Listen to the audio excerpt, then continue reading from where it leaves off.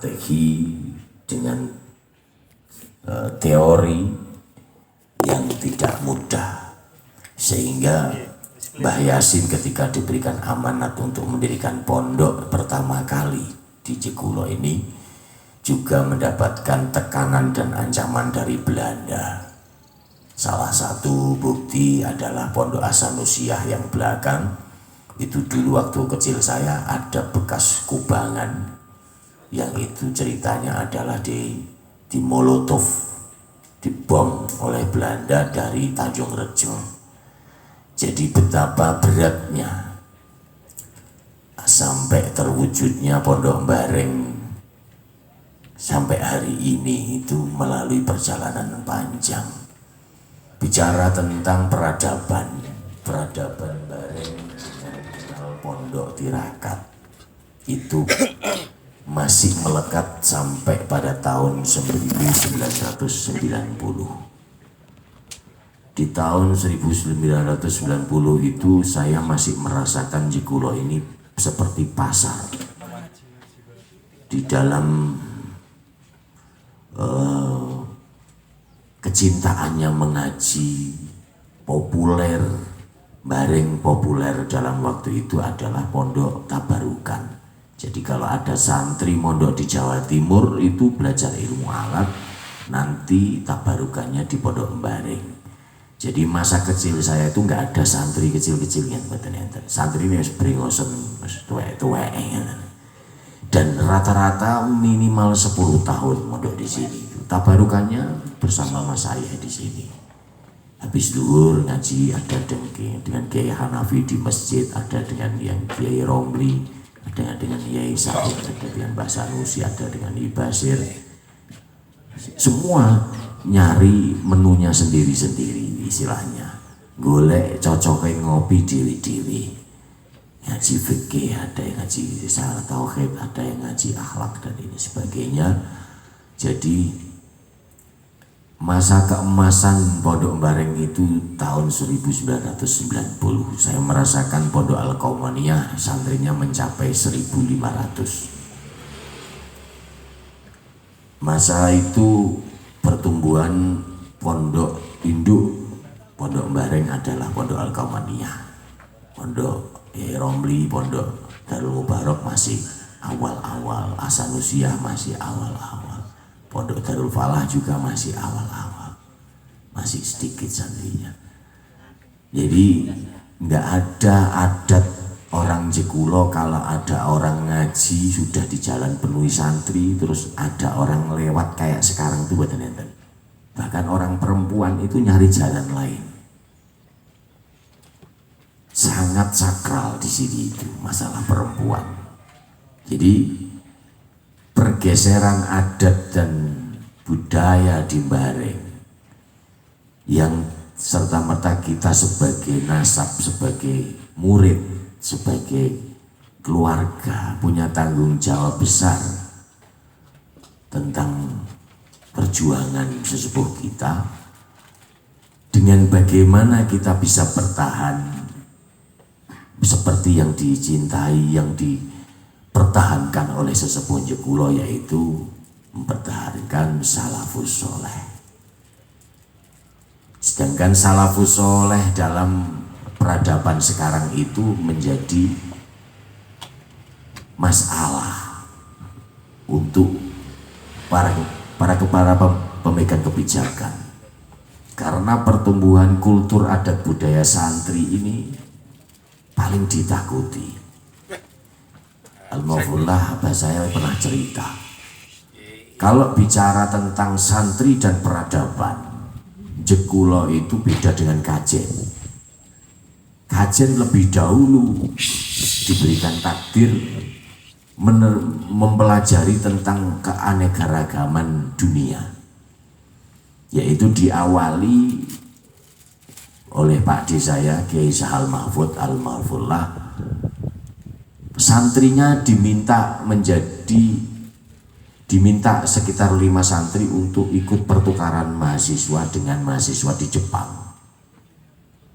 Dalam statementnya Kiai Sahal Mahfud, meskipun beliau itu sangat intelek, tapi beliau itu mempersilahkan santrinya untuk dibawa ke Jepang untuk mempelajari tentang dunia global. Akan tetapi mahasiswa dari Jepang ketika masuk di Pondok Maslahul Huda dan di Matolek itu tidak diperbolehkan untuk menulis ataupun mempertanyakan, hanya boleh melihat, tidak boleh mengkaji, bahkan mempertanyakan. Karena apa? Teori-teori orang sekarang itu kalau pengen tahu keberhasilan seseorang dalam ilmu akademisi, mungkin ada penelitian bahasa, itu sekaligus dia akan tahu kok bisa santri itu bisa nurut sama kiai, dibaca ke kitab itu bisa mendengarkan dan melakukan apa yang menjadi teori yang diajarkan. Itu kenapa? Dan itu paling dibenci oleh kalangan dunia.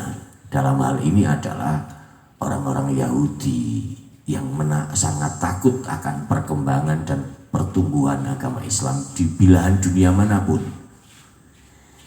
Kembali ke mengenai sejarah tentang Pondok Mbareng.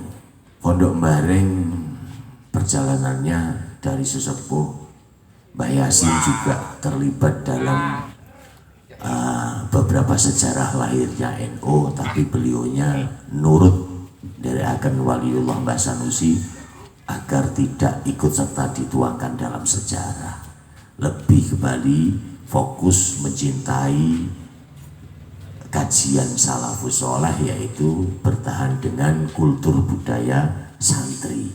Jadi wis aku tak bagian ngaji wae.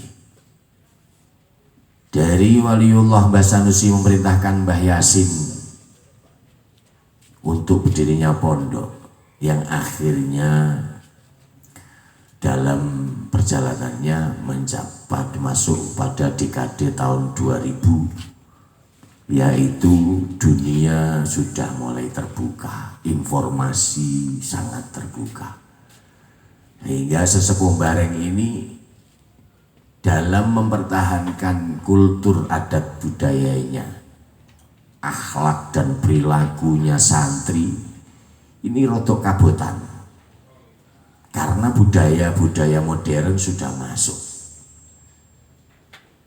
Maka tidak ada kekuatan lain kecuali hakikat, yaitu barokahnya para sesepuh, para wali-wali sesepuh Jekulo, sehingga masuk di dekade tahun 2020 ini kita masih bisa dan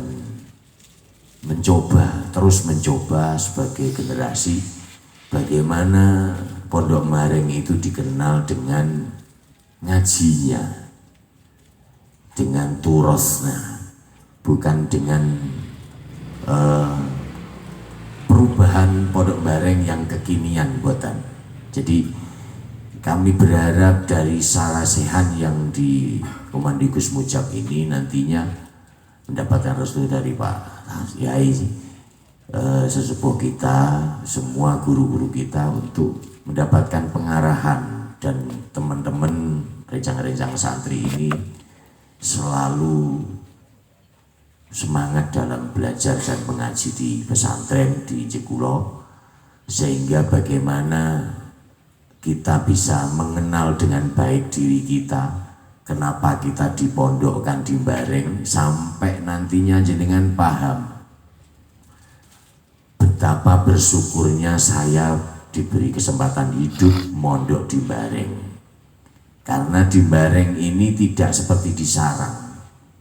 Kalau istilah di Mbareng itu sanadan itu tidak di Sarang itu ada sanadan. Kalau di Jekulo sanad itu sangat mahal, yaitu diantaranya adalah ridho guru yang pertama, pengabdian, khidmah, dan itu tidak serta-merta para masaya itu terus memberikan sanad ilmiahnya, itu tidak, tapi lebih kepada tempaan praktek kesehariannya.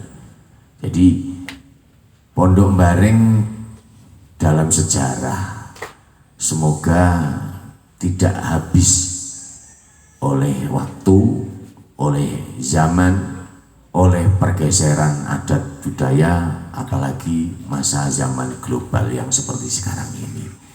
Jadi jenengan semua diberikan kesempatan mondok ngaji, mengenal dan belajar di Pondok Bareng itu, mungkin nanti bisa baca buku kisah kearifan Kiai Jekulo. Jadi biar jenengan tahu siapa, apa, dan bagaimana saya kok mondok di Jekulo ini, nantinya harapan saya apa. Terakhir yang mau kita ingkang badhe kula sampaikan, yaitu bagian dari yang terpenting dari hakikatnya nyantri di Bareng, yaitu satu, ibadahnya jamaah, wasilah riyadhahnya santri Bareng itu wasilah ziarah makom Mbah Abdul Jalil, Mbah Abdul Kohar, Mbah Sanusi, Mbah Yasin, dan sesepuh-sesepuh yang lain. Yang ketiga, tirakate malih niku khas Bareng, sholawat kalih melek dalu, gak poso, boten kedah poso, melek dalu kalih sholawat.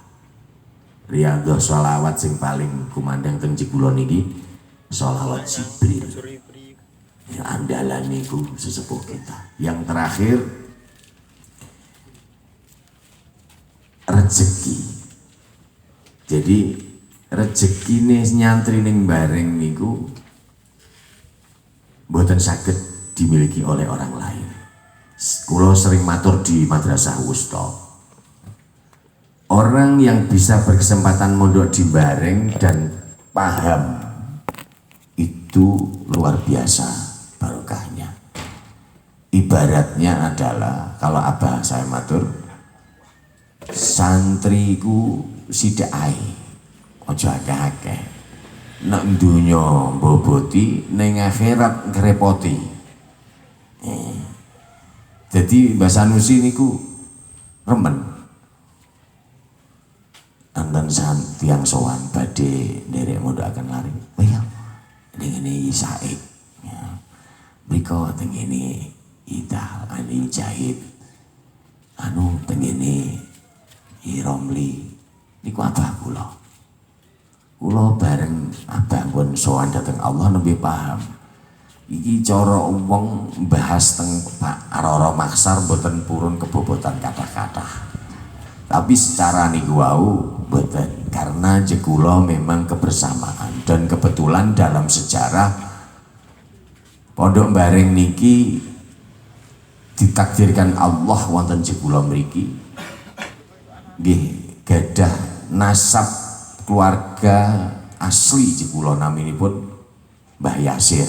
Niki nasab asli Jekulo, bahkan bisa dikatakan cikal bakal desa Jekulo, sehingga kathah ada masyarakat niki adalah dari nasabnya Mbah Yasir, yaitu mertua daripada Mbah Yasin.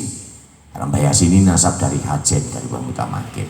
Kenapa tidak Mbah Yasir? Karena Mbah Yasir ini juga alim, beliau adalah santri daripada Mbah Soleh Darat. Kenapa kok enggak Mbah Yasir sendiri yang mempopulerkan ngaji kitab salaf di Jekulo? Lah itulah bagian-bagian sirri, bagian-bagian yang hanya Allah yang tahu, sehingga terjadilah perkawinan, pernikahan. Mbah Mutamakin menitipkan kepada Mbah Jalil, Mbah Yasin menjadi menantu keluarga Mbah Yasir Jekulo. Ini kugi melalui perjalanan yang tidak logis, mboten saged diterima akal. Jadi penuh tarekat, perjalanan penuh perjuangan sesepuh Bareng niku tidak hanya seperti sekarang, misalnya wes sekolah S1, S2, engko pengabdian di sini nanti dapat tunjangan hidup, kenyamanan, dan ini dan indah.